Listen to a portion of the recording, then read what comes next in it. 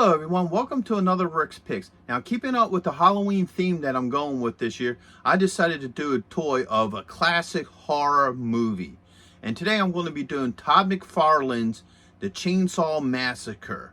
From the original movie. I know there's been a couple remakes. So this is from the original Texas Chainsaw Massacre movie. And just remember, if you like this video, hit a like, share, subscribe.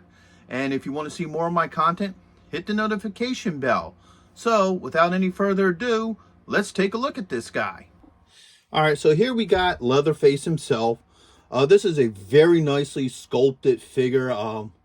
Once again, you'll hear me say it every time I do a Todd McFarland.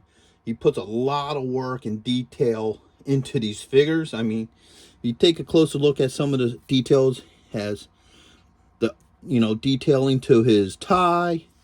We bring them a little bit closer and you look at that face, there's a lot of really good detail work in the face and the mask.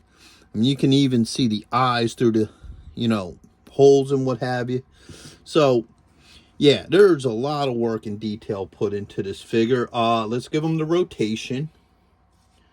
Got the side, the back, and then the front. And once again, going back to attention to detail, the front of the smock is about an orange, and he even made like a black for the back too. So it's a two-tone thing, and that's just, really good attention to detail. He doesn't have too many points of articulation. The head kind of moves back and forth, not much. The shoulders do move. He does have a rotation right here at the cuff on both hands, and his legs do not move. But with that being said, that's because this is mainly designed to sit on a shelf.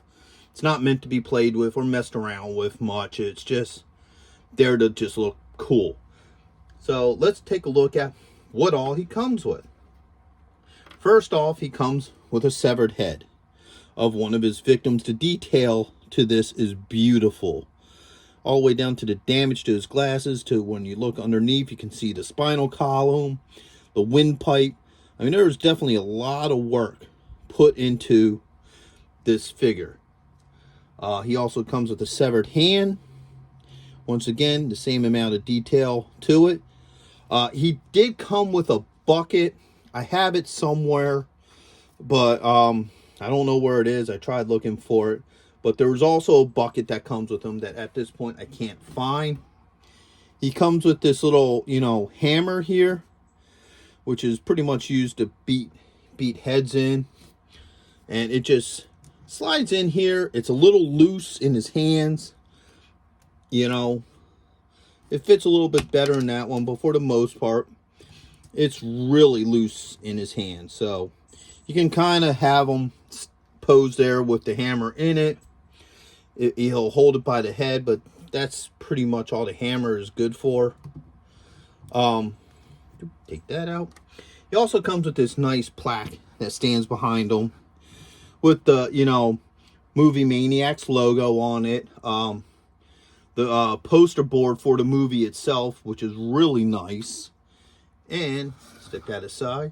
The thing we've been all waiting for, and I saved the best for last, is chainsaw. Now, mine's a little old, so his chainsaw's a little bent.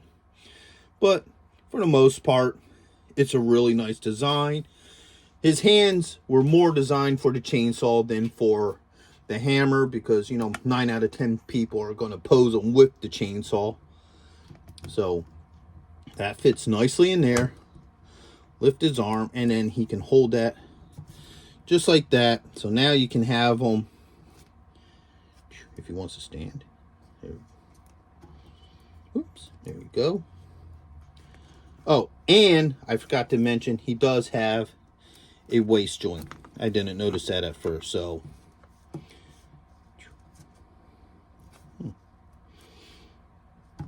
Don't want to stand all of a sudden. That chainsaw ain't that heavy. There we go.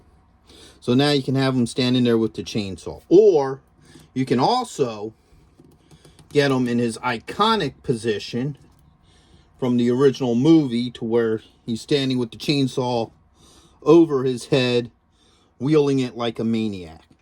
So anyway, that is my review of Todd McFarland's Chainsaw Massacre. I hope you liked this video. If you did, hit a like, share, subscribe, and I'd like to hear from you. So leave a comment in the, comment section, and we'll see you guys in the next one. Later.